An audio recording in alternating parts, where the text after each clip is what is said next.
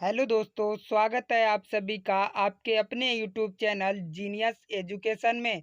साथियों, इस सीरीज में हम यूपी ट्रिपल एससी पेट एग्जाम की प्रिपरेशन अंकित भाटी सर की बुक के माध्यम से कर रहे हैं। साथियों, इस सीरीज का यह हमारा दूसरा लेक्चर होने वाला है, जिसमें हम वैदिक संस्कृति को बहुत ही अच्छे से पढ़ने वाले हैं। फर्स्ट लेक्चर में हमने सिंधु घाटी सभ्यता को पढ़ा था, जिसमें आप सभी स्टूडेंट का बहुत ही अच्छा सपोर्ट देखने को मिला। साथियों, इस वीडियो का पीडीएफ फाइल आप हमारे टेलीग्राम चैनल से डाउनलोड कर सकते हैं। टेलीग्राम चैनल का लिंक आपको वीडियो के डिस्क्रिप्शन बॉक्स में मिल जाएगा। तो आइए बिना किसी देरी के वीडियो को स्टार्ट करते हैं। साथियों, यदि मैं बात करूं वैदिक संस्कृति की, तो यह भारत की एक प्राचीन सभ्यता है। कैसी सभ्यता है? प्राचीन सभ्यता है, जिसमें कि वेदों की रचना हुई थी। ठीक है, किसकी रचना हुई थी? वेदों की रचना हुई थी, जिसके कारण इस संस्कृति का नाम वैदिक संस्कृति पड़ा। ठीक है, और इस वैदिक संस्कृति का निर्माता एवं जनक आर्य लोगों को माना जाता है। तो साथियों, इस वीडियो में हम पूरे डिटेल में बात करने वाले हैं कि आर्य लोग कहाँ से आए थे भारत में। ठीक है, और किन विद्वानों ने क्या क्या अपने मत दिए हैं, हम इन डिटेल में बात करने वाले हैं। ठीक है, तो आइए अपना फर्स्ट पॉइंट हम देखते हैं। साथियों, फर्स्ट पॉइंट है हमारा वैदिक सभ्यता भारत की प्राचीन सभ्यता है। कैसी सभ्यता है? प्राचीन सभ्यता है, जिसमें वेदों की रचना हुई है। ठीक है, तो क्वेश्चन एग्जाम में पूछा जाता है, वेदों की रचना किस संस्कृति में या किस सभ्यता में हुई है? तो साथियों, आपका आंसर होना चाहिए वैदिक संस्कृति।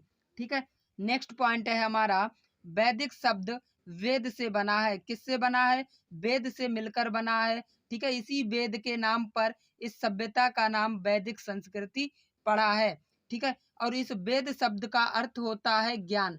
क्या सब अर्थ होता है साथियों? ज्ञान। ठीक है, वैदिक संस्कृति के निर्माता, जैसा कि मैंने बताया, वैदिक संस्कृति के निर्माता आर्य थे। कौन था? आर्य लोग जो है वैदिक संस्कृति के निर्माता माने जाते थे।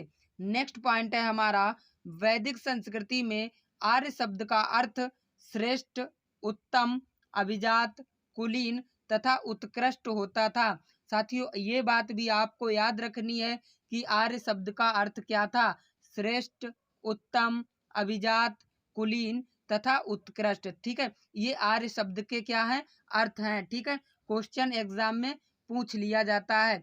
नेक्स्ट पॉइंट है हमारा सर्वप्रथम मैक्स मूलर ने 1853 ईस्वी में आर्य शब्द का प्रयोग एक श्रेष्ठ जाति के आशय से किया था। साथियों, एक महान विद्वान थे मैक्स मूलर। ठीक है, जिन्होंने आर्य शब्द को, जो आर्य लोग थे, उनको श्रेष्ठ जाति का बताया था। कैसा बताया था? श्रेष्ठ जाति का बताया था। नेक्स्ट पॉइंट है हमारा वैदिक संस्कृति को दो भागों में बांटा जाता है। नंबर फर्स्ट ऋग्वैदिक काल, नंबर सेकंड उत्तर वैदिक काल। साथियों, जो ऋग्वैदिक काल है, इसका कालक्रम 1500 ईसा पूर्व से लेकर 1000 ईसा पूर्व तक माना जाता है। ठीक है, वहीं पर उत्तर वैदिक काल का कालक्रम 1000 ईसा पूर्व से लेकर 600 ईसा पूर्व माना जाता है। तो साथियों, पहले हम बात करेंगे ऋग्वैदिक काल की, और इसके बाद हम बात करेंगे उत्तर वैदिक काल की। तो आइए ऋग्वैदिक काल को देख लेते हैं। साथियों, फर्स्ट पॉइंट है हमारा सिंधु सभ्यता के विपरीत वैदिक सभ्यता मूलतः ग्रामीण थी। साथियों, किसके विपरीत? सिंधु सभ्यता के विपरीत। जैसा कि मैंने फर्स्ट लेक्चर में बताया था, सिंधु घाटी सभ्यता जो थी वह नगरीय सभ्यता थी। कैसी सभ्यता थी साथियों? नगरीय सभ्यता थी। जबकि सिंधु घाटी सभ्यता के विपरीत वैदिक सभ्यता ग्रामीण सभ्यता है। कैसी सभ्यता है? ग्रामीण सभ्यता है। ठीक है, आर्यों का आरंभिक जीवन पशुचारण पर आधारित था। साथियों, जो आर्य लोग थे, इनका जो जीवन था वो पशुचारण पर आधारित था। कृषि इनका मुख्य कार्य था। आर्यों का जो मुख्य कार्य था वह क्या था? कृषि था। ठीक है, क्वेश्चन एग्जाम में पूछा जा सकता है कि आर्यों का मुख्य कार्य क्या था? तो साथियों, कृषि था। ठीक है, इन छोटे छोटे पॉइंटों को आपको बहुत से ध्यान रखना है, ठीक है साथियों, मैं आपको बताता चलूंगा, जो चीज इम्पोर्टेंट होगी उसको मैं आपको डिटेल में बताता चलूंगा, और जो चीज थोड़ा कम इम्पोर्टेंट होगी उस पे मैं ज्यादा फोकस नहीं करूंगा। नेक्स्ट पॉइंट है हमारा 1400 ईसा पूर्व के बोगज कोई के अभिलेख में ऋग्वैदिक काल के देवताओं इंद्र, मित्र, वरुण तथा नासत्य का उल्लेख मिलता है। साथियों, ऋग्वैदिक काल का एक अभिलेख है जिसका नाम है बोगज कोई। ठीक है, इसमें हमें कुछ देवताओं का उल्लेख मिलता है, जिसमें से प्रमुख हैं इंद्र देवता, मित्र देवता, वरुण देवता और नासत्य देवता। नेक्स्ट पॉइंट है हमारा ऋग्वेद की अनेक जानकारी ईरानी भाषा के प्राचीनतम ग्रंथ अवेस्ता से मिलती है। तो साथियों, यदि आपसे पूछा जाए कि ऋग्वेद की अधिकतम जानकारी कहाँ से मिलती है, तो साथियों यह मिलती है अवेस्ता नामक ग्रंथ से, जो कि किस भाषा में है? ईरानी भाषा में है। ठीक है, नेक्स्ट पॉइंट है हमारा आर्यों के मूल निवास के संदर्भ में विद्वानों के विचार अलग अलग हैं। साथियों, अनेक विद्वान और अनेक विचार, कहने का मतलब है किसी ने कहा कि आर्यों का मूल स्थान ये था, यानी कि आर्य लोग यहाँ से भारत में आए थे। किसी विद्वान ने कहा आर्य लोग मध्य एशिया से आए थे, किसी ने कहा जर्मनी के मैदान से आए थे, किसी ने कहा कि तिब्बत से आए थे। तो आइए देखते हैं किस विद्वान ने क्या कहा था। तो साथियों, पेंका नामक एक विद्वान थे। इन्होंने आर्यों का मूल निवास स्थल जर्मनी के मैदानी भाग बताया है। इन्होंने कहा है कि जो आर्य लोग थे वह भारत में जर्मनी के मैदानी भाग से आए थे। वहीं पर गंगानाथ झा नामक विद्वान ने ब्रह्माश्री देश को आर्यों का मूल निवास स्थान बताया है। साथियों, अगर हम बात करें दयानंद सरस्वती की, तो इन्होंने तिब्बत को आर्यों का मूल निवास स्थान बताया। वहीं पर बाल गंगाधर तिलक ने उत्तरी ध्रुव को जो है आर्यों का मूल निवास स्थल बताया था। वहीं पर मैक्स मूलर नामक विद्वान ने मध्य एशिया बैक्टीरिया देश को जो है आर्यों का मूल निवास स्थल बताया है। और साथियों, जो मैक्स मूलर ने बताया है, यानी कि आर्य लोग जो है मध्य एशिया से आए थे, तो यही जो है अधिकतर विद्वानों ने बताया है। और आपसे अगर एग्जाम में क्वेश्चन पूछ लिया जाता है कि आर्य लोगों का मूल निवास स्थल क्या था, तो आप कहेंगे मध्य एशिया। या क्वेश्चन ऐसे भी पूछा जा सकता है कि आर्य लोग भारत में कहाँ से आए थे, तो आपका आंसर होना चाहिए मध्य एशिया, जब तक आपको स्पेसिफिक कोई विद्वान का नाम ना दिया जाए। अगर आपसे पूछा जाए दयानंद सरस्वती के द्वारा आर्यों का मूल निवास स्थल क्या बताया गया है, तब आप आंसर देंगे तिब्बत। ठीक है, वैसे आपका आंसर रहेगा मध्य एशिया। ठीक है, नेक्स्ट विद्वान थे गाइल्स महोदय। इन्होंने हंगरी देश तथा डेन्यूब नदी घाटी को आर्यों का निवास स्थल बताया है। ठीक है, वहीं पर डॉक्टर अविनाश चंद्र दास ने सप्त सैंधव प्रदेश को जो है आर्यों का मूल निवास स्थल बताया है। नेहरिंग एवं प्रोड्यूसर गार्डन चाइल्ड ने दक्षिणी रूस को जो है आर्यों का निवास स्थल बताया है। ठीक है, नीचे आपको दिया भी गया है यहाँ पर पॉइंट में, अधिकांश विद्वान प्रोड्यूसर मैक्स मूलर के विचारों से सहमत थे। यानी कि मैक्स मूलर ने जो कहा था कि जो आर्य थे वो भारत में मध्य एशिया से आए थे, इस विचार से अधिकांश विद्वान सहमत हैं। ठीक है, कि आर्य जो है मूल रूप से मध्य एशिया के निवासी थे। कहाँ के निवासी थे? मध्य एशिया के निवासी थे। तो आपको भी अपना आंसर मध्य एशिया ही देना है। तो साथियों, अब बात करते हैं ऋग्वैदिक काल में जो वैदिक संस्कृति थी, इसका विस्तार कहाँ कहाँ पर था। ठीक है, तो साथियों फर्स्ट पॉइंट है हमारा आर्यों की आरंभिक इतिहास की जानकारी का मुख्य स्रोत ऋग्वेद है। अगर हम बात करें कि आर्यों की जो आरंभिक इतिहास है उसकी जानकारी हमें कहाँ से मिलती है, तो साथियों हमें ऋग्वेद से इसकी जानकारी प्राप्त होती है। नेक्स्ट पॉइंट है ऋग्वेद से प्राप्त जानकारी के अनुसार आर्यों या विस्तार, नहीं साथियों यहाँ पर होना चाहिए आर्यों का विस्तार। ठीक है, आर्यों का विस्तार अफगानिस्तान, पंजाब, पश्चिमी उत्तर प्रदेश तक था।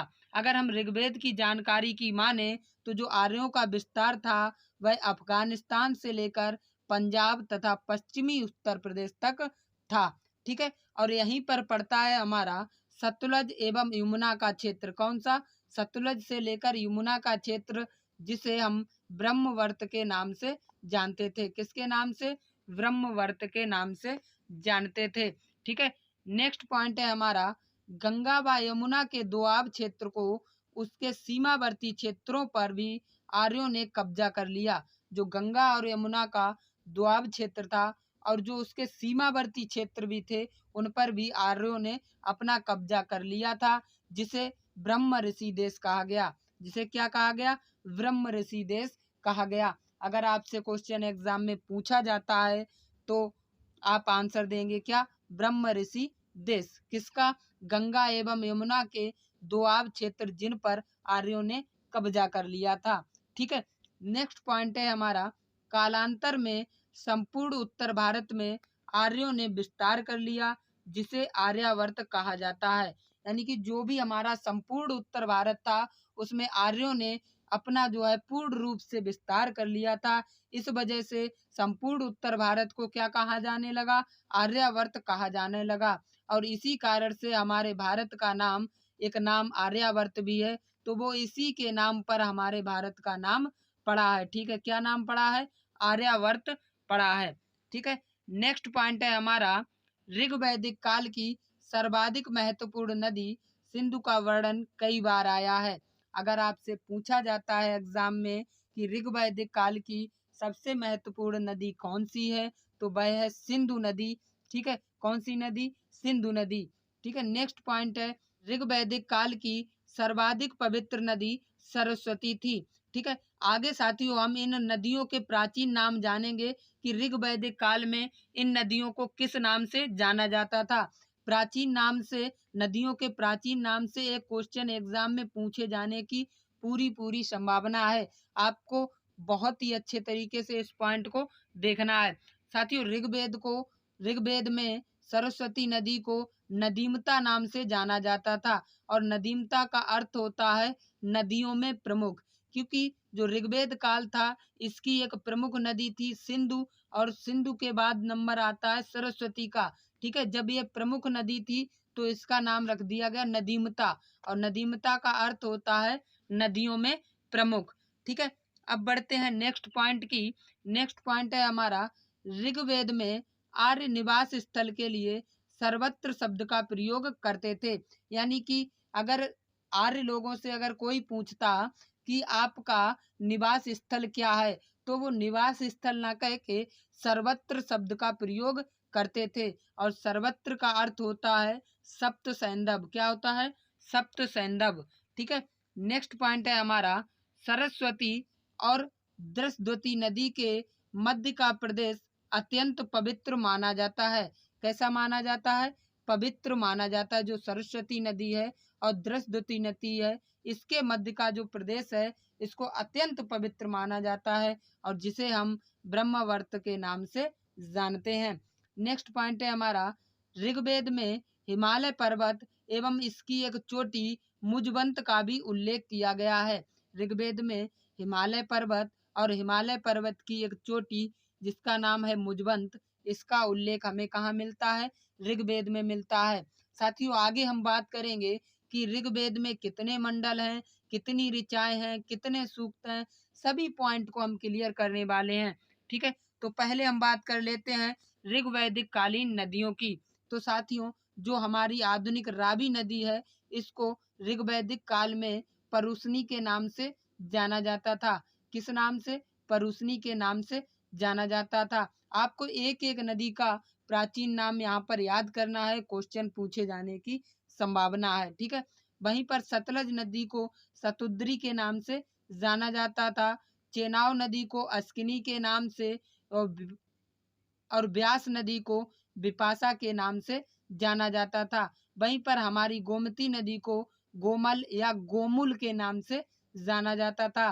गंडक नदी को सदा नीरा, झेलम नदी को बितास्ता, आपको पता ही होगा इसके बारे में, झेलम नदी को बितास्ता के नाम से जाना जाता है। वहीं पर कुंभा के नाम से काबुल नदी को जाना जाता है।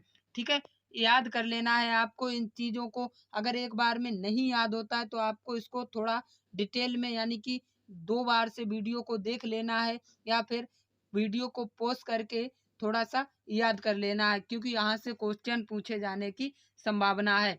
ठीक है, अब बात करते हैं ऋग्वैदिक काल की राजनीतिक स्थिति की।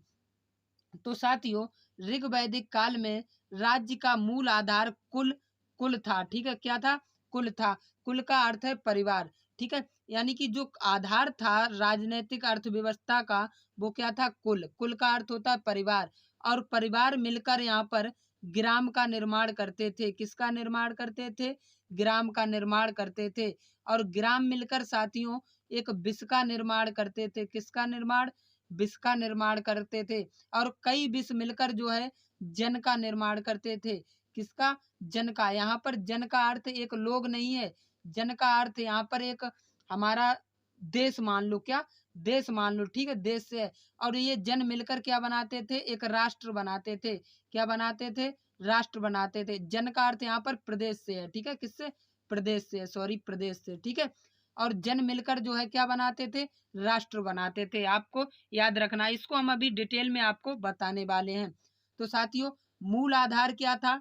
कुल, जिसको हम परिवार बोलते थे। ठीक है, परिवार का मुखिया कुलप क्या कहलाता था? कुलप कहलाता था, या जिसे हम गृहपति के नाम से भी जानते हैं। आजकल कुल या परिवार के मुखिया को हम मुखिया के ही नाम से जानते हैं। कुलों के आधार पर ग्राम का निर्माण होता था। जैसा मैंने बताया, कई कुल मिलकर ग्राम का निर्माण करते थे। किसका निर्माण करते थे? ग्राम का निर्माण करते थे, जिसका प्रमुख ग्रामीणी होता था। यानी कि जिसका प्रधान या प्रमुख कौन होता था? ग्रामीणी होता था। और फिर क्या होता था? जो अनेक ग्राम थे, ये अनेक ग्राम मिलकर विश्व बनाते थे। क्या बनाते थे? विश्व बनाते थे। ये हमारा क्या हो जाएगा? इसको हम मान लेते हैं क्या? अपना जनपद। क्या मान लेते हैं? जनपद।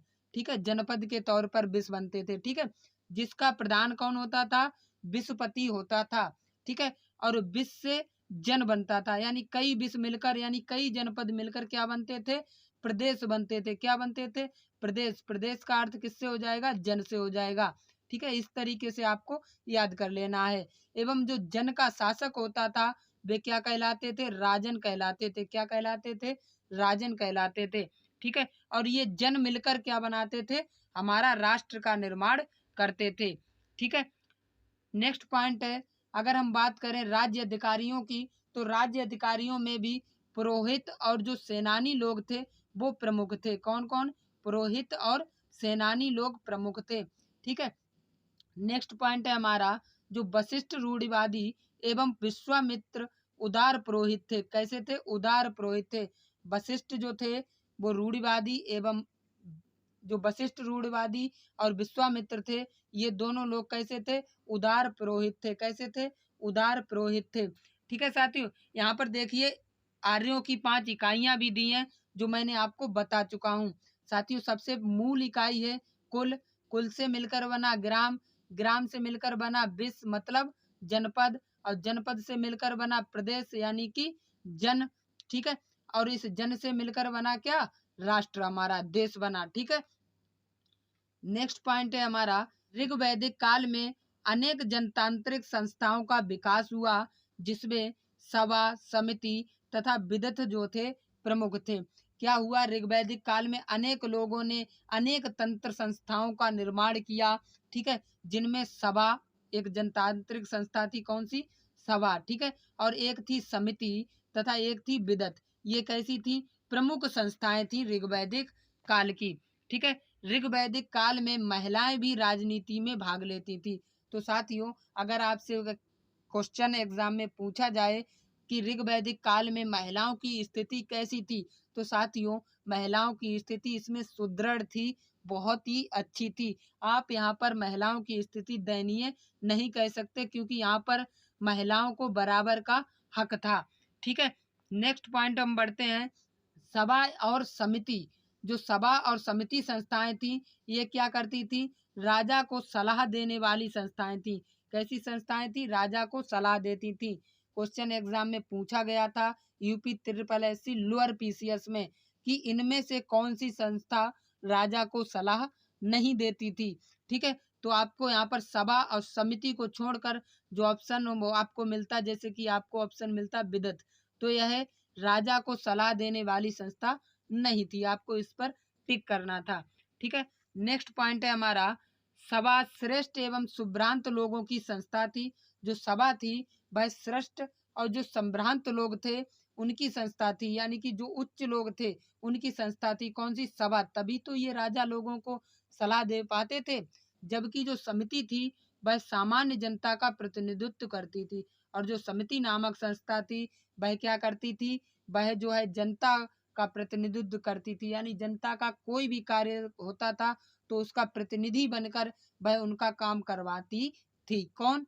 जो समिति ये संस्था थी वह। ठीक है, नेक्स्ट पॉइंट है हमारा, विदित आर्यों की सबसे प्राचीन संस्था थी। स्त्रियां सभा और समिति में भाग ले सकती थीं। जो विदित संस्था थी, आपको याद रखना है, ऋग वैदिक काल की सबसे पुरानी संस्था कौन सी थी? तो वह थी विदित। ठीक है, स्त्रियां सभा और समिति में भाग ले सकती थीं। ठीक है, नेक्स्ट पॉइंट है, हम बात करेंगे ऋग वैदिक काल की आर्थिक स्थिति की।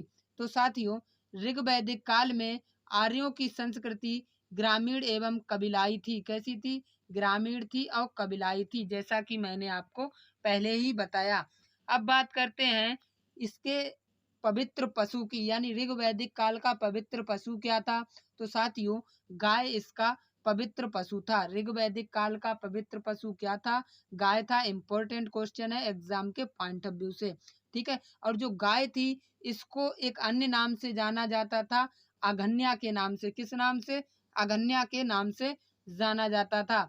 ठीक है, किसके नाम से? अगन्या, जिसका अर्थ था ना मारे जाने योग्य, यानी कि गाय को मारे जाने के योग्य नहीं माना जाता था। यानी कि ऋग वैदिक काल में गाय की पूजा होती थी और गाय को जो है पवित्र पशु माना गया था। ठीक है, और गाय की महत्ता बढ़ाने के लिए यह गविष्ट शब्द का प्रयोग करते थे। किसका? गविष्ट शब्द का प्रयोग करते थे। नेक्स्ट पॉइंट है, पड़ी नामक व्यापारी पशुओं की चोरी के लिए विख्यात थे। ऋग वैदिक काल में पड़ी नामक व्यापारी हुआ करते थे जो कि पशुओं की चोरी के लिए विख्यात थे। ठीक है, नेक्स्ट हम बात करते हैं, ऋग्वेद में चतुर्थ मंडल में कृषि संबंधी कार्य का वर्णन मिलता है। क्वेश्चन पूछा जा सकता है एग्जाम में कि कृषि संबंधी कार्य का ऋग वैदिक में कहाँ पर वर्णन मिलता है, कौन से मंडल में वर्णन मिलता है? तो चौथे मंडल यानी चतुर्थ मंडल में मिलता है। ठीक है, नेक्स्ट पॉइंट है हमारा, सूत रथकार तथा कम्मादि नामक अधिकारी रत्नी कहे जाते थे। जो सूत रथकार थे, यानी कि जो सूत यानी कि ब्याज की वसूली करते थे, और जो कम्मादि नामक अधिकारी हुआ करते थे उनको किस नाम से जानते थे? रत्नी के नाम से जाने जाते थे। ठीक है, नेक्स्ट पॉइंट है हमारा, बेकनाट सूदखोर जो बहुत अधिक ब्याज लेते थे। साथियों, एक थे सूत्रतकार तथा कम्मादि। ठीक है, ये क्या करते? रत्नी कहे जाते थे। ये भी क्या करते थे? ब्याज वसूलते थे। वहीं पर बेकनाट सूदखोर भी थे। ये जो है अधिक ब्याज लेते थे, जबकि यह कम ब्याज लेते थे। ठीक है, आगे हम बात करते हैं दस राग युद्ध की। ये बहुत इंपॉर्टेंट है, इसको आपको बिल्कुल से याद रखना है। ठीक है, यह युद्ध का लोग कहाँ पर मिलता है आपको, और यह युद्ध किस किस के बीच में हुआ था और कहाँ पर हुआ था, इसका एक एक पॉइंट आपको याद रखना है। एग्जाम में कई बार पूछा जा चुका है। इस युद्ध का उल्लेख जो है ऋग्वेद के 7वें मंडल में है। कौन से मंडल में है? 7वें मंडल में है। ठीक है, यह युद्ध पुरुषनी यानी कि जो कि प्राचीन नाम था ऋग्वैदिक काल में। ठीक है, किस नदी का था? रावी नदी का। तो रावी नदी के तट पर सुदास एवं 10 जनों के मध्य लड़ा गया था। ठीक है, 10 जनों का मतलब साथियों, यानी यहाँ पर क्या है? 10 प्रदेशों के मध्य। किसके मध्य? 10 प्रदेशों के। आप ये मत समझना 10 लोगों के मध्य। ठीक है, किसके मध्य लड़ा गया था? 10 प्रदेशों के मध्य लड़ा गया था। ठीक है, जिसमें कि सुदास की विजय हुई थी। किसकी विजय हुई थी? सुदास विजयी हुआ था। ठीक है, नेक्स्ट बढ़ते हैं हम ऋग्वैदिक काल की सामाजिक स्थिति की। तो साथियों, यह सिंधु घाटी सभ्यता के विपरीत यहाँ पर पितृसत्तात्मक स्थिति थी। कैसी थी? पितृसत्तात्मक समाज था यहाँ पर, जबकि सिंधु घाटी सभ्यता में मात्र सत्तात्मक शैली थी। कैसी थी? मात्र सत्तात्मक शैली थी, जबकि ऋग्वैदिक काल में पितृसत्तात्मक समाज था। ठीक है, सामाजिक संगठन का आधार गोत्र का जन्ममूलक था। जो सामाजिक संगठन था उसका आधार उन्होंने गोत्र का जन्ममूलक माना था, यानी कि जन्म का जो आधार था, जो गोत्र था, उसके आधार पर वो समाज का संगठन करते थे। ठीक है, इसी को उन्होंने अपना आधार बना लिया था। अगर हम बात करें समाज की सबसे छोटी इकाई क्या थी, परिवार या कुल थी। क्या थी, परिवार या कुल थी। जबकि सबसे बड़ी इकाई क्या थी, राष्ट्र थी। क्या थी, राष्ट्र थी। तो सबसे पहले क्या आता है हमारा कुल, कुल से क्या बनता है हमारा साथियों, ग्राम, ग्राम से क्या बनता है साथियों हमारा विश्व, विश्व से क्या बनता है जन, और जन से क्या बनता है राष्ट्र। इस क्रम में आपको याद रखना है। ठीक है, नेक्स्ट पॉइंट है हमारा, ऋग वैदिक काल में संयुक्त परिवार की प्रथा प्रचलित थी। कौन सी प्रथा प्रचलित थी, संयुक्त परिवार की प्रथा प्रचलित थी। आपसे क्वेश्चन पूछा जा सकता है कि ऋग वैदिक काल में कौन कौन सी प्रथाएं प्रचलित नहीं थी। तो साथियों ऋग वैदिक काल में दहेज प्रथा, बाल विवाह प्रथा का प्रचलन नहीं था, जबकि संयुक्त परिवार में रहने की प्रथा प्रचलित थी, और साथ ही यहाँ पर विधवा विवाह का भी प्रचलन था। ठीक है, नेक्स्ट पॉइंट है हमारा, ऋग वैदिक काल में वर्ण व्यवस्था के साक्ष्य दिखाई पड़ते हैं। ठीक है, ऋग्वेद के 10वें मंडल में वर्णित पुरुष सूक्त में 4 वर्णों की उत्पत्ति का वर्णन मिलता है। ठीक है, ऋग्वेद के आखिरी मंडल यानी कि 10वें मंडल में हमें 4 वर्णों की उत्पत्ति का वर्णन मिलता है। ठीक है, नेक्स्ट पॉइंट है, इस काल में स्त्रियां अपने पति के साथ यज्ञ कार्य में भाग लेती थी। तो साथियों ऋग वैदिक काल में स्त्रियां भी अपने पति के साथ यज्ञ में भाग ले सकती थी। नेक्स्ट पॉइंट है, ऋग वैदिक काल में दास प्रथा का प्रचलन था। अगर हम बात करें दास प्रथा की, तो ऋग वैदिक काल में इस प्रथा का प्रचलन था। संयुक्त परिवार प्रथा का प्रचलन था, विधवा विवाह प्रथा का प्रचलन था। ठीक है, ये 2-3 प्रथाओं का प्रचलन था। जबकि बाल विवाह, नीचे पॉइंट में दिया भी है हमें, विवाह में दहेज प्रथा, ठीक है, दहेज प्रथा नहीं थी। इसके अतिरिक्त बाल विवाह, बाल विवाह भी नहीं था। सती प्रथा भी नहीं थी कि पति के साथ सती हो जाना, ऐसी भी कोई प्रथा ऋग वैदिक काल में नहीं थी। साथ ही साथ पर्दा प्रथा का भी प्रचलन ऋग वैदिक काल में नहीं था। नेक्स्ट पॉइंट है हमारा, विधवा विवाह की प्रथा प्रचलन में थी, यानी कि विधवा का पुनर्विवाह किया जा सकता था। किस काल में, ऋग वैदिक काल में। पुत्रियों का भी उपनयन संस्कार किया जाता था। जो पुत्रियां थीं उनका भी उपनयन संस्कार किए जाने की प्रथा प्रचलित थी। अब बात करते हैं ऋग वैदिक काल की धार्मिक स्थिति की। तो साथियों जो ऋग वैदिक काल के लोग थे वह सार्वभौमिक सत्ता में विश्वास रखते थे। कैसी सत्ता में, सार्वभौमिक, यानी कि अपने आप बनाई गई सत्ता जो थी, ठीक है, अपने स्वयं से जो बनाई गई सत्ता थी उसमें विश्वास रखते थे। वह एकेश्वरवाद थे। कैसे थे, एकेश्वरवाद थे। एकेश्वर का मतलब एक ही ईश्वर में, किसमें, एक ही ईश्वर में विश्वास रखते थे। कौन, ऋग्वेद के लोग, यानी कि आर्य लोग। ठीक है, ऋग्वेद अनेक देवताओं का अस्तित्व मानता है, जबकि ये एक ही ईश्वर में विश्वास रखते थे, फिर भी ऋग्वेद में अनेक देवताओं का अस्तित्व है। इससे स्पष्ट होता है कि वे एक सार्वभौमिक सत्ता में, यानी कि एक ही ईश्वर में विश्वास रखने के बावजूद कैसे थे, बहुलवादी हो गए थे। कैसे हो गए थे, बहुलवादी हो गए थे, यानी कि बहुत से देवताओं के अस्तित्व के बारे में सोचने लगे थे, मानने लगे थे। ठीक है, ऐसे साक्ष्य हमें मिले हैं। ठीक है, नेक्स्ट बढ़ते हैं हम ऋग्वैदिक काल के महत्वपूर्ण तथ्यों की। तो साथियों यहाँ पर इम्पोर्टेंट पॉइंट हमें दिए हैं, इनमें से प्रत्येक पॉइंट बहुत ज़्यादा महत्वपूर्ण है, तो एक एक पॉइंट को बहुत ही आपको ध्यान से पढ़ना है। भारतीय साहित्य में वेद सर्वाधिक प्राचीन है। क्या सर्वाधिक प्राचीन है, वेद। ये 4 प्रकार के हैं। कितने प्रकार के हैं, 4 प्रकार के हैं। ऋग्वेद, सामवेद, यजुर्वेद तथा अथर्ववेद। ठीक है, जिनमें कि ऋग्वेद सबसे पुराना वेद है। ठीक है, और सबसे नया वेद कौन सा है, आपको कमेंट में हमें कमेंट करके बताना है। ठीक है, नेक्स्ट पॉइंट है हमारा, ऋग्वेद में कुल 10 मंडल। ठीक है, ऋग्वेद में कुल कितने मंडल हैं, 10 मंडल हैं। 1028 सूक्त हैं, 10,552 ऋचाएं हैं। कितनी ऋचाएं हैं? 10,552 ऋचाएं हैं। अब ये तो सिंपल से पॉइंट हो गए, सबको पता होता है। यहाँ से बहुत ही कम क्वेश्चन एग्जाम में पूछा जाता है। अगर पेपर को सिंपल बनाया गया तो यहाँ से भी क्वेश्चन पूछे जाने की संभावना है, क्योंकि यह एक इम्पोर्टेंट चीज है। ठीक है, नेक्स्ट बढ़ते हैं। ऋग्वेद के 2 से 7 तक के मंडल प्राचीन माने जाते हैं। कौन से? 2 से लेकर 7 तक के जो मंडल हैं वो प्राचीन माने जाते हैं। ऋग्वेद के तृतीय मंडल में गायत्री मंत्र का उल्लेख है। जो हमारा गायत्रीय मंत्र है, ओम भूर्भुवस्सुः तत्सवितुर्वरेण्यम भर्गो देवस्य धीमहि धियो यो न प्रचोदयात्, तो इसका उल्लेख भी ऋग्वेद के तृतीय मंडल में है। ठीक है, इसके रचनाकार विश्वामित्र हैं। कौन है? विश्वामित्र हैं। यह सूर्य देवता को समर्पित है। किसे समर्पित है? सूर्य देवता को। तो साथियों, गायत्री मंत्र का उल्लेख कहाँ है? ऋग्वेद के तृतीय मंडल में है। रचनाकार कौन है? विश्वामित्र हैं। ठीक है, किसको समर्पित है?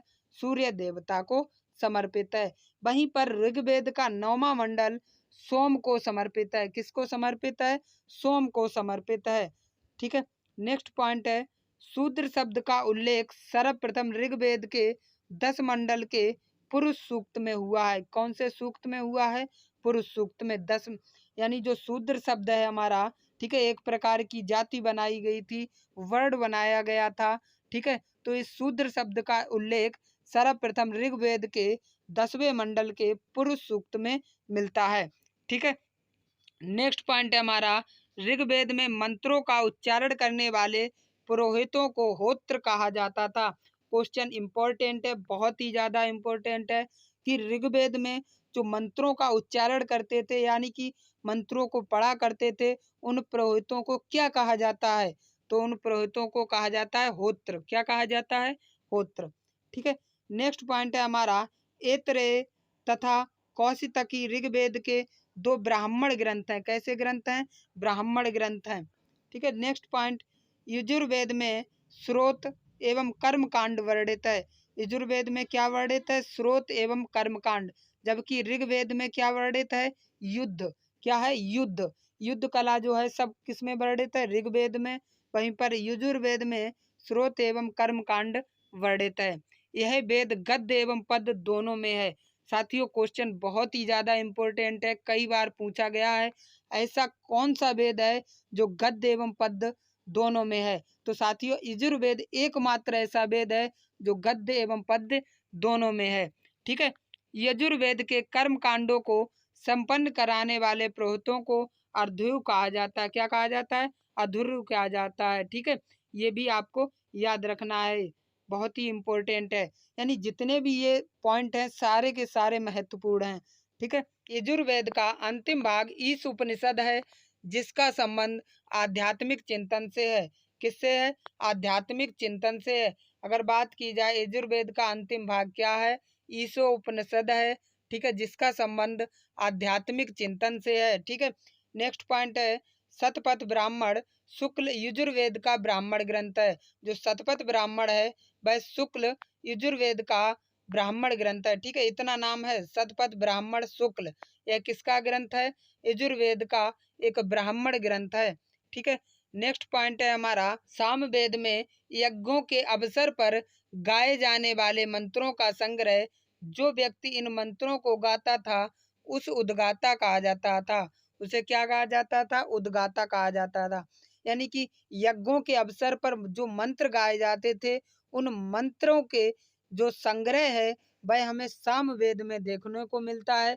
और इन मंत्रों को जो पढ़ा करता था, उच्चारण करता था, उसको क्या कहा जाता था? उद्गाता कहा जाता था। क्या कहा जाता था? उद्गाता। ठीक है, नेक्स्ट पॉइंट है हमारा, अथर्ववेद में सामान्य मनुष्य के विचारों, विश्वासों तथा अंधविश्वासों का विवरण मिलता है। ठीक है, नेक्स्ट पॉइंट है हमारा, अथर्ववेद के मंत्रों का उच्चारण करने वाले पुरोहितों को ब्रह्मा कहा जाता था। यानी कि हमारा जो सामवेद था उसका उच्चारण करने वालों को उद्गाता कहा जाता था। वहीं पर अथर्ववेद के मंत्रों का उच्चारण करने वाले पुरोहितों को ब्रह्मा कहा जाता था। ठीक है, नेक्स्ट पॉइंट है हमारा, सभा और समिति को प्रजापति की 2 पुत्रियां कहा गया है। ठीक है, किसकी? प्रजापति की, यानी कि प्रजापति मतलब राजन, यानी राजन की दो पुत्रियां जो कि राजन को क्या करती थी? सलाह देती थी। वह कौन थी? सभा और समिति। कौन थी? सभा और समिति, दो संस्थाएं थी। ठीक है, नेक्स्ट पॉइंट है, ऋग्वेद में ही महामृत्युंजय मंत्र भी मिलता है, यानी महामृत्युंजय मंत्र है, इसका उल्लेख भी ऋग्वेद में मिलता है। ठीक है, नेक्स्ट पॉइंट है हमारा, पूषण ऋग्वैदिक काल में पशुओं के देवता थे, यानी कि पशुओं के देवता की बात करें तो वह कौन था? पूषण थे। किस काल में? ऋग्वैदिक काल में। जो उत्तर वैदिक काल में शूद्रों के देवता हो गए और उत्तर वैदिक काल में पहुंचते पहुंचते ये किसके देवता हो गए? शूद्रों के देवता हो गए। ठीक है, नेक्स्ट पॉइंट है हमारा, ऋग्वेद में सबसे महत्वपूर्ण देवता इंद्र। ठीक है, सबसे महत्वपूर्ण देवता कौन थे? ऋग्वेद में इंद्र थे। कौन थे? इंद्र थे, जिनको पुरंदर भी कहा गया। क्या कहा गया है? पुरंदर भी कहा गया है। ठीक है, नेक्स्ट पॉइंट है हमारा, दूसरा महत्वपूर्ण देवता अग्नि देवता थे। कौन से देवता थे? अग्नि देवता थे। ठीक है, इस काल में देवताओं की आहुतियां दी जाती थी। क्या दी जाती थी? आहुतियां दी जाती थी। जानते ही होंगे आप लोग, अगर यज्ञ करते होंगे तो आहुतियां किस हिसाब से दी जाती हैं, कैसे दी जाती हैं। ठीक है, नेक्स्ट पॉइंट है हमारा, तीसरे प्रमुख देवता वरुण थे। कौन थे? वरुण थे, जो जल के देवता थे। किसके देवता थे? जल के देवता थे। वरुण को ऋतस्य गोपा कहा गया है। क्या कहा गया है? ऋतस्य गोपा कहा गया है। साथियों, अगर बात की जाए ऋग्वेद में सबसे महत्वपूर्ण देवता की, तो वो कौन थे? इंद्र थे। ठीक है, इसके बाद दूसरे जो महत्वपूर्ण देवता थे वो अग्नि देवता थे, जिनके लिए क्या किया जाता था? आहुतियां दी जाती थी यज्ञ में। ठीक है, तीसरे जो प्रमुख देवता थे वो वरुण देवता थे, जो कि जल के देवता थे। किसके देवता थे? जल के देवता थे, और इन्हीं को ऋतस्य गोपा के नाम से जाना जाता था। ठीक है, तो साथियों अब बात करते हैं उत्तर वैदिक काल की, जो कि 1000 ईसा पूर्व से 600 ईसा पूर्व तक इसका कालक्रम चला। ठीक है, तो फर्स्ट पॉइंट है हमारा यहाँ पर, यह युग आर्य संस्कृति के प्रसाद और विकास, अभ्युदय और उत्कर्ष तथा विभिन्नीकरण का युग था। साथियों, ऋग्वैदिक काल में इन्होंने ज्यादा विकास विस्तार नहीं कर पाया था, जबकि उत्तर वैदिक काल के आते आते जो आर्य लोग थे, इन्होंने अपना काफी विकास कर लिया था। ठीक है, उत्तर वैदिक काल के अध्ययन के लिए सबसे महत्वपूर्ण स्रोतों में यजुर्वेद, सामवेद, अथर्ववेद, ब्राह्मण ग्रंथ, उपनिषद और आरण्यक हैं। कौन कौन है? यजुर्वेद है, सामवेद है, अथर्ववेद है, ब्राह्मण ग्रंथ, उपनिषद तथा आरण्यक हैं। ये क्या है? उत्तर वैदिक काल के अध्ययन के लिए महत्वपूर्ण स्रोत हैं। ठीक है, नेक्स्ट टॉपिक है हमारा भौगोलिक विस्तार, यानी कि उत्तर वैदिक काल का जो भौगोलिक विस्तार था वह कहाँ कहाँ तक था। तो साथियों, इस काल की सभ्यता का केंद्र पंजाब से बढ़कर कुरुक्षेत्र तक आ जाता है। कहाँ से? कुरुक्षेत्र तक। जो साथियों हमारा ऋग्वैदिक काल था, इसका जो विस्तार था वो कहाँ तक था? अफगानिस्तान से लेकर, कहाँ से लेकर? अफगानिस्तान से लेकर पंजाब तथा जो हमारा उत्तर प्रदेश है वहां तक था। लेकिन जो हमारा उत्तर वैदिक काल है, इसका जो है विस्तार जो है पंजाब से बढ़कर कहाँ तक? कुरुक्षेत्र तक आ जाता है। कहाँ तक आ जाता है? कुरुक्षेत्र तक आ जाता है। नेक्स्ट पॉइंट है हमारा, शतपथ ब्राह्मण में उत्तर वैदिक कालीन रेवा और सदा नीरा नदियों का उल्लेख मिलता है। साथियों, जो शतपथ ब्राह्मण ग्रंथ है, इसमें हमें रेवा, जिसका नाम है नर्मदा नदी आधुनिक नाम, ठीक है, सदा नीरा आधुनिक नाम गंडक, इन नदियों का उल्लेख मिलता है। कहाँ पर?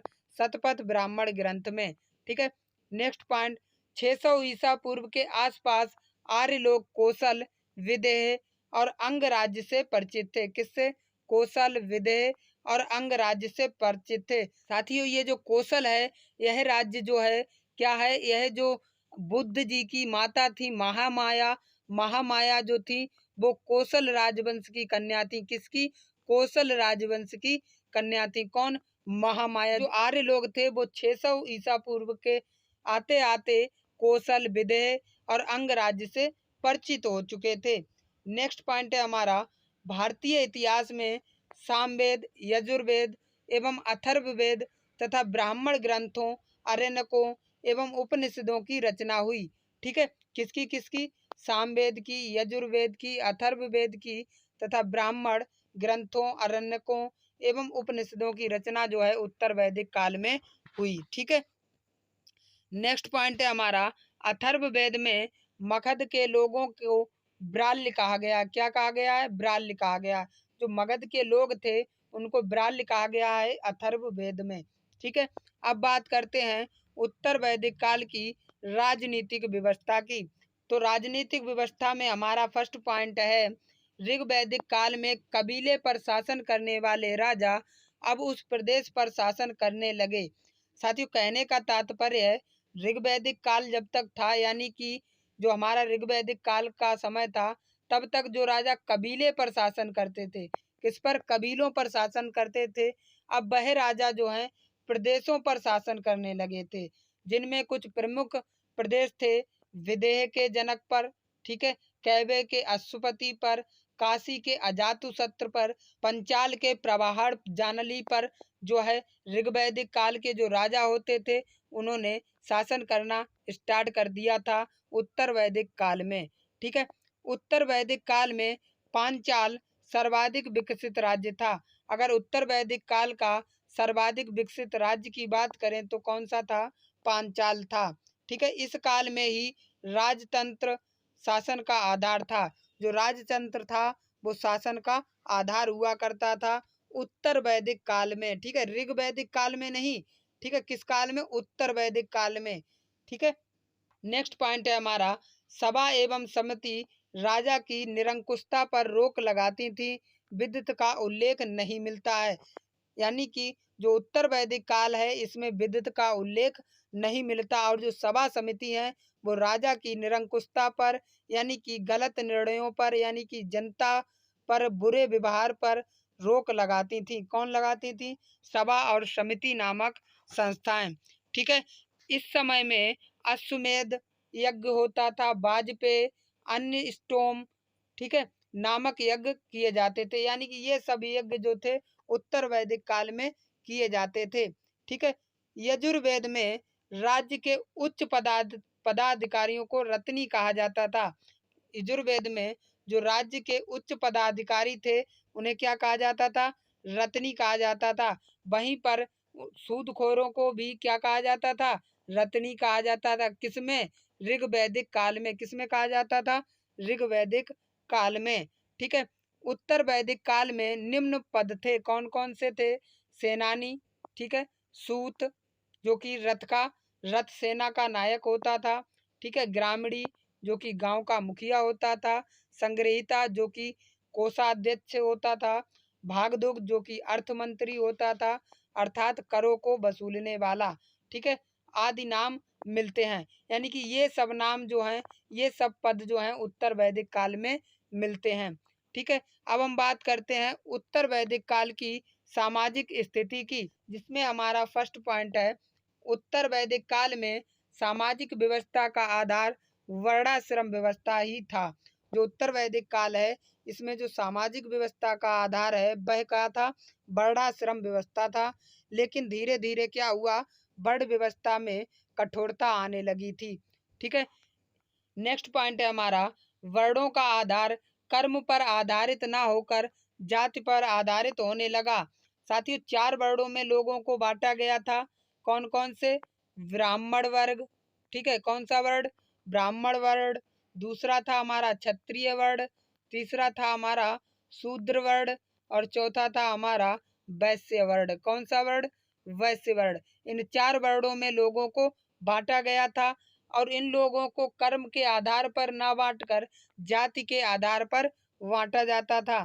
ठीक है, नेक्स्ट पॉइंट है हमारा, इस काल में यज्ञ का अनुष्ठान बढ़ गया था, जिससे ब्राह्मणों की शक्ति में वृद्धि हुई। ठीक है, आप जानते ही हैं यज्ञ कौन करता है? ब्राह्मण लोग करते हैं। तो जब यज्ञ के अनुष्ठान बढ़ गए तो ब्राह्मणों की शक्ति में भी वृद्धि हो गई। ठीक है, समाज में अनेक धार्मिक श्रेणियों का उदय हुआ, व्यवसाय आनुवांशिक होने लगे, ठीक है, आनुवांशिक रूप से यानी क्रम से। अगर किसी का पिता वही वर्क करता था तो उसका बेटा भी वही वर्क करने लगा, यानी कि धीरे धीरे इसी प्रकार से प्रथा चलती आई। यानी कि कोई व्यक्ति जो खेती करता था तो उसका पुत्र भी खेती करता था, उसका नाती भी खेती करता था। इसी क्रम में जो है सामाजिक धार्मिक श्रेणियों का उदय होने लगा। ठीक है, नेक्स्ट बढ़ते हैं। ऐतरेय ब्राह्मणों में 4 वर्णों का उल्लेख मिलता है। कितने वर्णों का? 4 वर्णों का उल्लेख मिलता है। ठीक है, उत्तर वैदिक काल में केवल वैश्य ही कर चुकाते थे। जो उत्तर वैदिक काल है उसमें वैश्य वर्ण ही कर को चुकाते थे। ब्राह्मण एवं क्षत्रिय दोनों वैश्यों से वसूले राजस्व पर जीते थे। यानी जो ब्राह्मण और क्षत्रिय लोग थे वो वैश्य लोगों से जो कर वसूला जाता था उसी से अपने जीवन यापन करते थे। ठीक है, ब्राह्मण क्षत्रिय वैश्य इनको द्विज कहा जाता था। क्या कहा जाता था? द्विज कहा जाता था। ये उपनयन संस्कार के अधिकारी थे। कौन से संस्कार के? उपनयन संस्कार के अधिकारी थे। ठीक है, नेक्स्ट पॉइंट है हमारा चौथा वर्ण शूद्र उपनयन संस्कार नहीं ग्रहण कर सकता था और यहीं से शूद्रों को अस्पृश्य मानने की प्रक्रिया शुरू हो गई। साथियों, जो हमारा चौथा वर्ण था शूद्र, इनको उपनयन संस्कार करने का अधिकार नहीं था और यहीं से क्या हुआ, शूद्रों को जो है अस्पृश्य मानने की घोषणा कर दी गई और प्रक्रिया यह अभी तक चली आ रही है। ठीक है, गोत्र प्रथा स्थापित हुई। स्त्रियों के लिए उपनयन संस्कार प्रतिबंधित हो गए। ऐतरेय ब्राह्मण में पुत्रियों को कृपण कहा गया। ठीक है, पुत्रियों को क्या कहा गया? कृपण। ठीक है, नेक्स्ट पॉइंट है हमारा सर्वप्रथम जाबाल उपनिषद में चारों वर्णों ब्रह्मचर्य, गृहस्थ, वानप्रस्थ एवं संन्यास का वर्णन मिलता है। साथियों, आपको याद रखना है हमारे जो उत्तर वैदिक काल है इसका एक उपनिषद है जाबलो उपनिषद। ठीक है, इसमें हमें 4 वर्णों कौन कौन से? ब्रह्मचर्य, गृहस्थ, वानप्रस्थ और संन्यास का वर्णन मिलता है। नेक्स्ट हम बात करते हैं आर्थिक स्थिति की। साथियों, इस काल में पशुपालन की जगह कृषि मुख्य पेशा बन गया था। यानी कि पशुपालन की जगह किसने अब ले ली थी? कृषि ने ले ली थी। यानी कि लोग जो हैं कृषि पर पूरी तरह से आधारित हो गए थे और उत्तर वैदिक काल का जो मुख्य पेशा था वह क्या था? कृषि था। ठीक है, शतपथ ब्राह्मण में कृषि से संबंधित चारों क्रियाएं जुताई, बुआई, कटाई तथा गड़ाई का भी उल्लेख मिलता है। जो हमारा शतपथ ब्राह्मण ग्रंथ है इसमें चारों क्रियाओं जुताई, बुआई, कटाई तथा गड़ाई का उल्लेख हमें देखने को मिल जाता है। इस काल में लोहे के प्रयोग से कृषि क्षेत्र में क्रांति आ गई। लोगों ने क्या किया? लोहे का प्रयोग स्टार्ट कर दिया जिससे कृषि क्षेत्र में क्रांति आ गई। यजुर्वेद में लोहे के लिए प्रथम अयस एवं कृष्ण अयस शब्द का प्रयोग हुआ। साथ ही यजुर्वेद में लोहे को प्रथम अयस किस नाम से? प्रथम अयस तथा कृष्ण अयस के नाम से जाना गया। ठीक है, नेक्स्ट पॉइंट है हमारा अतरंजी खेड़ा में पहली बार कृषि से संबंधित लौह उपकरण प्राप्त हुए हैं। कहाँ से साथियों? अतरंजी खेड़ा से हमें कृषि से संबंधित लौह उपकरण प्राप्त हुए हैं। नेक्स्ट पॉइंट है ब्राह्मण ग्रंथों में श्रेष्ठिन का उल्लेख मिलता है। श्रेष्ठिन श्रेणी का प्रधान व्यापारी होता था। साथ ही जो श्रेष्ठिन श्रेणी का उल्लेख ब्राह्मण ग्रंथों में मिलता है इसका प्रधान व्यापारी हुआ करता था। कौन? व्यापारी लोग हुआ करते थे। नेक्स्ट पॉइंट है हमारा निष्क, शतमान, पाद, कृसल, रत्तिका तथा गुंजा आदि माप की विभिन्न विभिन्न इकाइयां थीं। साथियों, निष्क, शतमान, पाद, कृष्णल, रत्तिका, गुंजा ये सभी क्या थी? माप की इकाइयां थीं। ठीक है, निष्क जो ऋग्वैदिक काल में गले का स्वर्ण आभूषण था अब एक मुद्रा माना जाने लगा। साथियों, ऋग्वैदिक काल में एक गले का जो स्वर्ण आभूषण था उसका नाम था निष्क। उसको हम अब किस नाम से जानने लगे थे? मुद्रा के रूप में जानने लगे थे। ठीक है, नेक्स्ट पॉइंट है हमारा उत्तर वैदिक काल में समुद्र का ज्ञान हो गया था। यानी कि उत्तर वैदिक काल में लोगों को समुद्र का ज्ञान हो गया था। ठीक है, धातु शिल्प उद्योग का प्रचलन शुरू हो चुका था। इस युग में धातु का गलाने का उद्योग बड़े पैमाने पर होता था। जो हमारा उत्तर वैदिक काल है, इस काल में धातु को गलाने का उद्योग जो है बड़े पैमाने पर होने लगा था। सेकंड पॉइंट है, सिक्के का नियमित प्रचलन आरंभ नहीं हुआ था। यानी कि नियमित रूप से किसी भी सिक्के का प्रचलन उत्तर वैदिक काल में नहीं हुआ था। उत्तर वैदिक काल में वस्त्र निर्माण का प्रमुख उद्योग था, कपास का उल्लेख नहीं मिलता। यानी कि उत्तर वैदिक काल में हमें वस्त्र निर्माण का एक प्रमुख उद्योग मिला है, ठीक है, लेकिन कपास का कोई भी उल्लेख हमें उत्तर वैदिक काल में देखने को नहीं मिलता है। नेक्स्ट हम बात करते हैं उत्तर वैदिक काल के धार्मिक स्थिति की। तो साथियों, ऋग वैदिक काल के दो प्रमुख देवता इंद्र और अग्नि का अब पहले जैसा महत्व नहीं रहा। साथियों, ऋग वैदिक काल में जो महत्वपूर्ण देवता हुए करते थे इंद्र और अग्नि, उनका अब ज्यादा महत्व नहीं रहा। इनके स्थान पर उत्तर वैदिक काल में प्रजापति, जो देवकुल में सृष्टि के निर्माता थे, जो कि देवकुल में सृष्टि के निर्माता था, उनको सर्वोच्च स्थान दिया गया। ठीक है, नेक्स्ट पॉइंट है हमारा, पूषण जो पहले पशुओं के देवता थे अब शूद्रों के देवता हो गए। ठीक है, सर्वप्रथम शतपथ ब्राह्मण में पुनर्जन्म के सिद्धांत का उल्लेख मिलता है।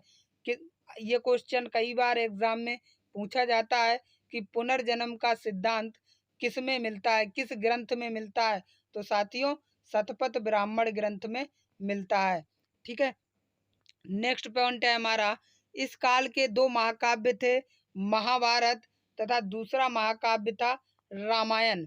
ठीक है, महाभारत को हम जय संहिता के नाम से भी जानते थे। तो साथियों, आप नीचे कमेंट में कमेंट करके बताएंगे कि महाभारत की रचना तथा रामायण की रचना किसने की थी। नेक्स्ट पॉइंट है, उत्तर वैदिक काल में षड दर्शनों का बीजारोपण हुआ था। यानी कि 6 दर्शनों का जो बीजारोपण था वह उत्तर वैदिक काल में हुआ था। वह कौन कौन से दर्शन थे और उनके प्रवर्तक कौन कौन थे। तो साथियों, पहला दर्शन था हमारा चारवाक दर्शन। कौन सा? चारवाक दर्शन। इसके प्रवर्तक थे चारवाक। कौन थे? चारवाक।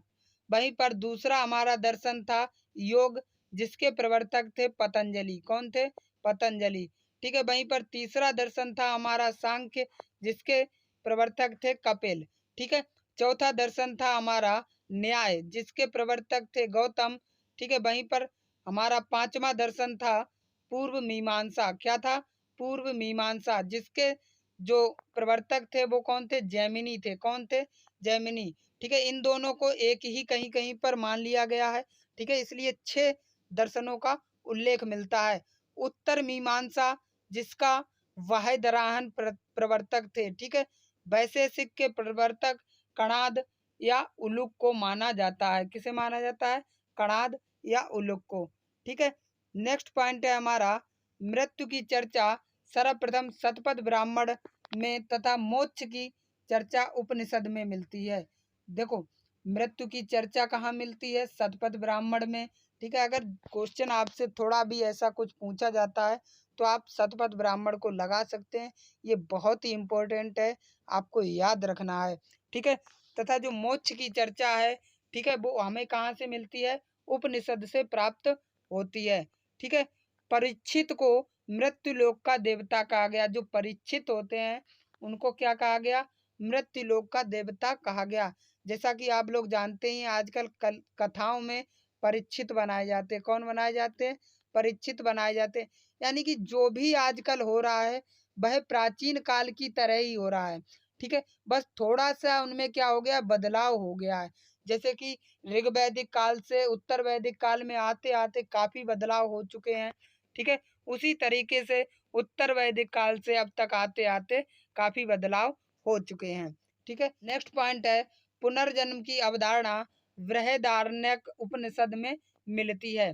ठीक है, तो अब बात करते हैं उत्तर वैदिक काल के महत्वपूर्ण पॉइंट की। तो फर्स्ट पॉइंट है हमारा, उत्तर वैदिक काल में राजा को राज्याभिषेक के समय राजसूय यज्ञ का अनुष्ठान किया जाता था। कौन से यज्ञ का? राजसूय यज्ञ का अनुष्ठान किया जाता था। किसे? राजाओं को। कब? राज्याभिषेक के समय। और किस काल में? उत्तर वैदिक काल में। ठीक है, नेक्स्ट पॉइंट है, उत्तर वैदिक काल में कौशाम्बी नगर में प्रथम बार पक्की ईंटों का प्रयोग किया गया। साथियों, उत्तर वैदिक काल की अगर बात करें तो कौशाम्बी नगर में, कौन से नगर में? कौशाम्बी नगर में प्रथम बार पक्की ईंटों का प्रयोग किया गया है। तो साथियों, आप बात करते हैं ऐतरेय ब्राह्मण में वर्णित शासन व्यवस्था। तो साथियों, ऐतरेय ब्राह्मण के पूर्व क्षेत्र में साम्राज्य के रूप में शासन होता था, यानी कि साम्राज्य के तौर पर शासन होता था। ठीक है, और जो राजा थे उनको सम्राट कहा जाता था। क्या कहा जाता था? सम्राट की उपाधि दी जाती थी। वहीं पर पश्चिम में स्वराज्य और स्वराट नामक उपाधि दी जाती थी। उत्तर क्षेत्र में वैराज्य, जहाँ पर विराट नामक उपाधि दी जाती थी। उपाधि का मतलब यहाँ पर है कि जो राजा वहाँ के हुआ करते थे उनको विराट कहा जाता था। क्या कहा जाता था? विराट कहा जाता था। और दक्षिण क्षेत्र में भोज्य नामक राज्य को क्या कहा जाता था? भोज्य कहा जाता था, जिसको उपाधि दी जाती थी भोज की। ठीक है, किसकी? भोज की। जबकि मध्य देश में क्या हुआ करता था? राज्य हुआ करता था, और उसके जो राजा होते थे उनको राजा ही कहा जाता था, यानी कि राज करने वालों को राजा की उपाधि दी जाती थी। नेक्स्ट हम इम्पोर्टेंट पॉइंट पर बात करते हैं। छांदोग्य एक उपनिषद है, उसमें केवल 3 आश्रमों का उल्लेख मिलता है। कितने? 3 आश्रमों का उल्लेख मिलता है। जबकि जो हमारा जावाग्लो उपनिषद है उसमें 4 आश्रमों का उल्लेख हमें मिलता है। ठीक है, नेक्स्ट पॉइंट है हमारा बृहदारण्य उपनिषद में याज्ञवल्क्य, ठीक है, गार्गी संवाद का उल्लेख मिलता है। कौन से संवाद का? याज्ञवल्क्य गार्गी जो हमारा संवाद है उसका उल्लेख हमें बृहदारण्य उपनिषद में मिलता है। नेक्स्ट पॉइंट है हमारा लोपामुद्रा अगस्त्य ऋषि की पत्नी तथा वैदिक ऋचाओं की रचयिता थी। क्वेश्चन बहुत ही इंपॉर्टेंट है, पूछा जा सकता है एग्जाम में। वैदिक ऋचाओं की रचयिता कौन थी? लोपामुद्रा। और लोपामुद्रा कौन थी? अगस्त्य ऋषि की पत्नी थी। ठीक है, नेक्स्ट पॉइंट है हमारा शतपथ ब्राह्मण में पत्नी को पति की अर्धांगिनी कहा गया है। क्या कहा गया है? पत्नी को कहा गया है अर्धांगिनी। कहाँ पर? शतपथ ब्राह्मण में। ठीक है, शतपथ ब्राह्मण से आपको क्वेश्चन देखने को मिल सकता है एग्जाम में। ठीक है, इसमें त्रुटि नहीं करनी है। नेक्स्ट बात करते हैं कुल उपनिषद की।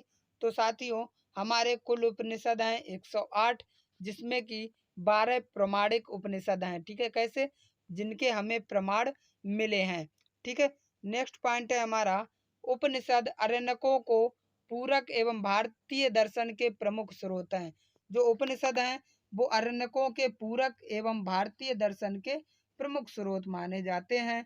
उपनिषद से हमें दार्शनिक विचारों का ज्ञान प्राप्त होता है। किस चीज का ज्ञान प्राप्त होता है साथियों? दार्शनिक विचारों का ज्ञान प्राप्त होता है। नेक्स्ट हम बात करते हैं वेदांग की। तो वेदांग कितने हैं? 6 हैं। कौन कौन से वेदांग हैं? शिक्षा, कल्प, व्यापकरण, निरुक्त, ज्योतिष एवं छंद। ये गद्य में सूत्र रूप में लिखे गए हैं। ये गद्य भाषा में जो है सूत्र के रूप में लिखे गए हैं। 6 वेदांग हैं। क्वेश्चन एग्जाम में पूछा जा सकता है कि कुल कितने वेदांग हैं? 6 वेदांग हैं। कौन कौन से हैं? शिक्षा, कल्प, व्यापकरण, ठीक है, निरुक्त, ज्योतिष एवं छंद। नेक्स्ट पॉइंट है हमारा पुराणों की संख्या कितनी है? तो पुराणों की टोटल संख्या कितनी है साथियों? 18 है। कितनी है? 18 है। ठीक है, इसके बाद हम बात करते हैं नेक्स्ट पॉइंट पर यज्ञ के विषयों का प्रतिपादन करने वाले ग्रंथ ब्राह्मण कहलाते हैं। यानी कि जो ग्रंथ यज्ञ के विषयों का प्रतिपादन करते हैं उन्हें हम ब्राह्मण कहते हैं। क्या कहते हैं? ब्राह्मण कहते हैं। प्रत्येक वेद के लिए अलग अलग ब्राह्मण ग्रंथ हैं, जैसे कि शतपथ ब्राह्मण ग्रंथ जो कि बहुत ही महत्वपूर्ण ब्राह्मण ग्रंथ है। ठीक है, नेक्स्ट पॉइंट है हमारा आरण्यक ब्राह्मण ग्रंथ का अंतिम भाग है। ब्राह्मण ग्रंथ का अंतिम भाग क्या है? आरण्यक है। क्या है? आरण्यक है। ठीक है, जिसमें कि हमें दार्शनिक एवं रहस्यात्मक विषयों का वर्णन किया गया है। साथियों, नेक्स्ट पॉइंट है हमारा भारत का राष्ट्रीय आदर्श वाक्य क्या है? तो साथियों, भारत का राष्ट्रीय आदर्श वाक्य सत्यमेव जयते है, जो कि मुंडक उपनिषद से लिया गया है। कहाँ से? मुंडक उपनिषद से लिया गया है। ठीक है। नेक्स्ट पॉइंट है हमारा, उत्तर वैदिक काल में मूर्ति पूजा का आरंभ हुआ। यानी कि ऋग्वेद काल में कोई भी मूर्ति पूजा नहीं होती थी, जबकि उत्तर वैदिक काल में मूर्ति पूजा का भी प्रारंभ हो गया। नेक्स्ट पॉइंट है, यम नचिकेता और उनके बीच 3 वर प्राप्त करने की कहानी कठोपनिषद में वर्णित है। यम और नचिकेता के बीच एक संवाद होता है। क्या होता है? एक संवाद होता है, और इस संवाद का जो वर्णन है हमें कठोपनिषद में मिलता है। कहाँ पर मिलता है? कठोपनिषद में मिलता है। नेक्स्ट और लास्ट पॉइंट है हमारा, निष्काम कर्म का सिद्धांत का प्रथम प्रतिपादन इकोपनिषद में मिलता है। कहाँ पर मिलता है?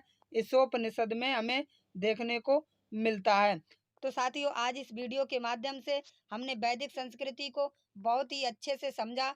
साथियों, अगर आपको एक बार में वीडियो समझ में ना आया हो तो आप दूसरी बार भी वीडियो को डबल स्पीड में देख सकते हैं। तो साथियों, आशा करता हूँ आज का वीडियो आपको पसंद आया होगा। मिलते हैं नेक्स्ट वीडियो में, तब तक के लिए बाय बाय, टेक केयर, जय हिंद।